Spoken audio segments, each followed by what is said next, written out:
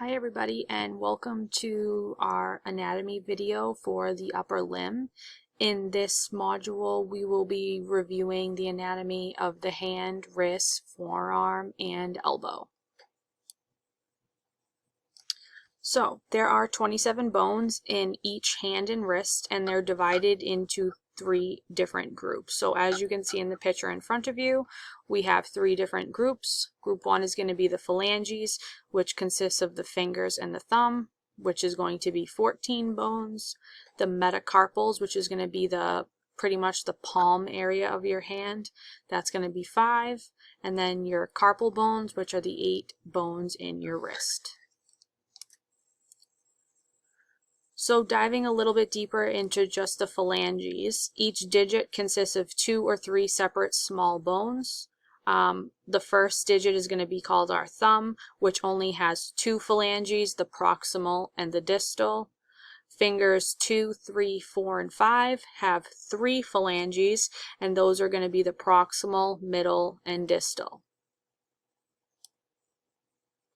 Lastly, each phalanx, or each phalange, consists of 3 different parts. It has a rounded head, a body, and a base. So again, if you're looking over here at the 5th digit, this is going to be our proximal phalange of the 5th digit. It has a head, a body, and a base. Same thing going down into our metacarpals. We have 5 metacarpals. Again, this really makes up the palm area of your hand, and each metacarpal is composed of the same 3 parts as each phalanx. So it has a head, body, base. Moving on to the joints of the hand, starting off at the thumb area, the interphalangeal joint, or IP joint, is the joint between the 2 phalanges of the thumb. So again, this is going to be between the distal and the proximal phalanx of the thumb. The first metacarpophalangeal joint, or MCP joint, this is the joint between the first metacarpal and the proximal phalanx of the thumb. So here is our interphalangeal joint of the thumb, and here's our MCP joint of the thumb. Digits 2 through 5, each digit is going to have 3 different joints. The distal interphalangeal joint, or the dip joint, is going to be found in between the distal and middle phalanx. The proximal interphalangeal joint, or the pip joint, is going to be found in between the proximal and middle phalanx. And then the metacarpophalangeal joint, or MCP joint, is going to be found in between the proximal and metacarpal. And then the last joint we need to look at is the joint in between the proximal portion of the metacarpals, where it articulates with the carpal bones.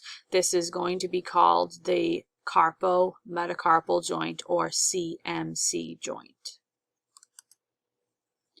Moving on to the carpal bones, looking at the proximal row beginning on the lateral or thumb side is going to be the scaphoid. This is the largest carpal bone. It is also the most commonly fractured carpal bone in our wrist.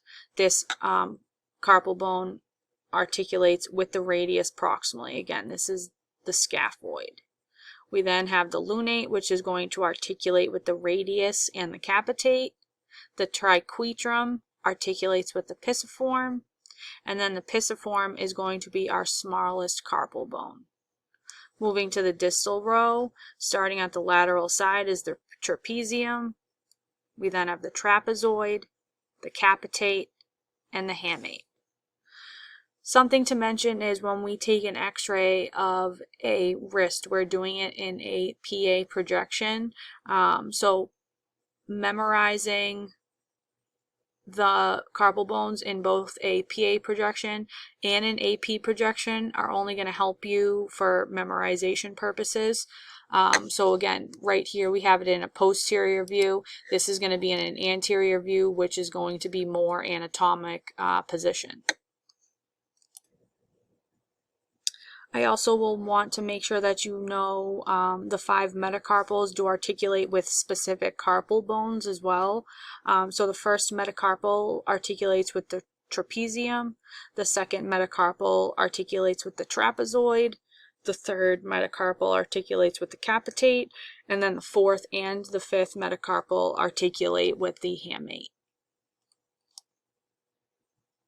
Moving on to the forearm area, just as a reminder, making sure you know the 2 bones of the forearm. Those are going to be the radius and the ulna.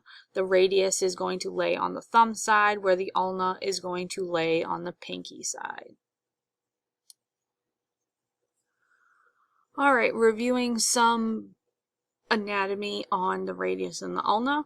You'll notice that styloid processes are going to be 2 small conical projections that are located at the extreme distal ends of both the radius and ulna. They're going to be found down here. So we have the styloid process of the radius, styloid process of the ulna. The ulnar notch is going to be a small depression on the medial aspect of the distal radius. The head of the ulna fits into the ulnar notch to form the distal radio-ulnar joint. This is going to be found down here.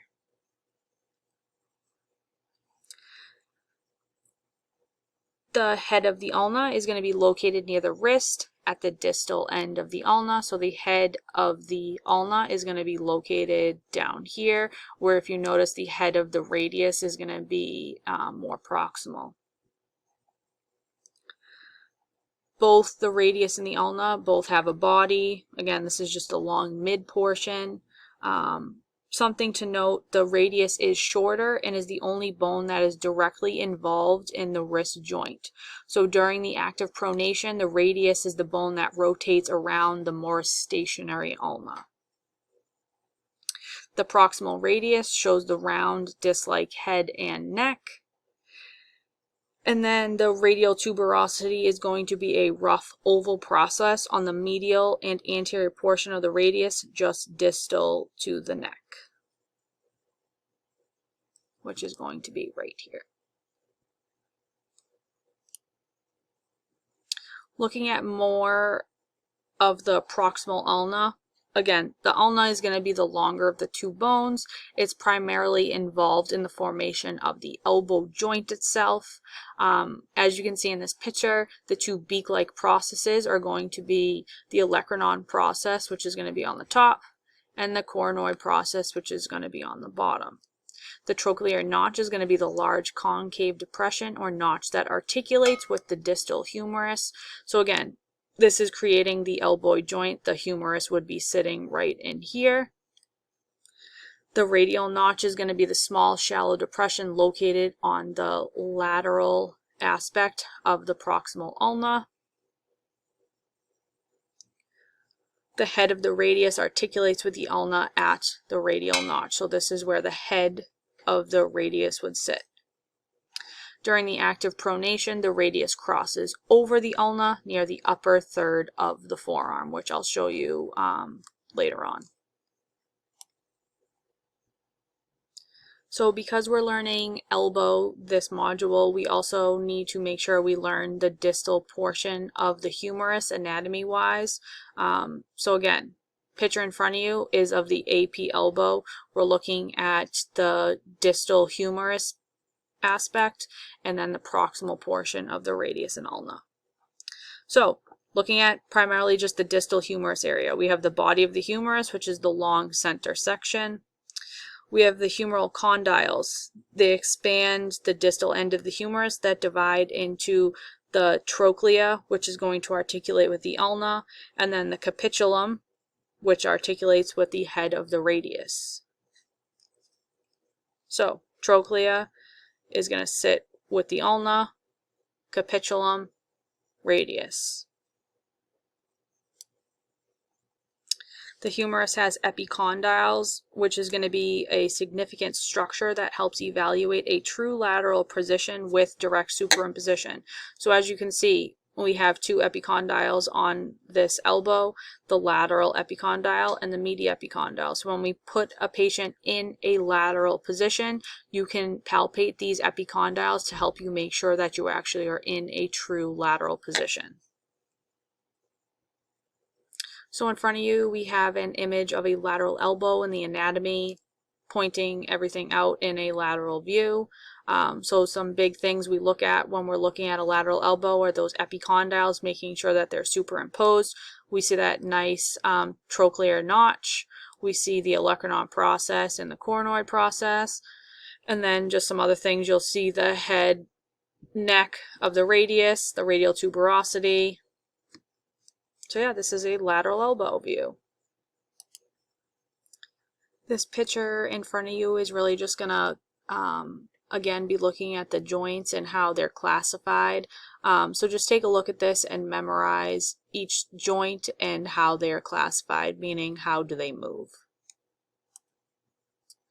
Alright, so let's look at some ways your wrist moves. Two different ways, ulnar deviation and radial deviation. You will see ulnar deviation be performed at clinical because we do a special view for the scaphoid bone, and the only way to get it in a good view without superimposition of the other carpal bones is if you actually ulnar deviate the hand.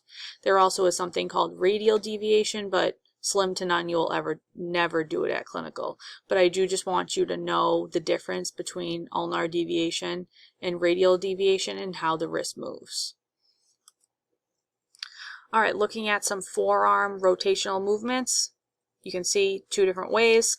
When the hand is supinated in that AP projection or anatomic projection, you're going to see radius ulna pretty much just straight down. If we pronate our hand to a PA projection, you're going to notice that the radius crosses over the ulna. The ulna kind of just stays where it is, and the radius just crosses right over it. This is showing you the elbow rotational movements for an elbow. So again, here is our AP view. We can see the radius and ulna pretty much just straight down. If we look over here, this is where we're pronating the hand. The radius is then flipping over the ulna.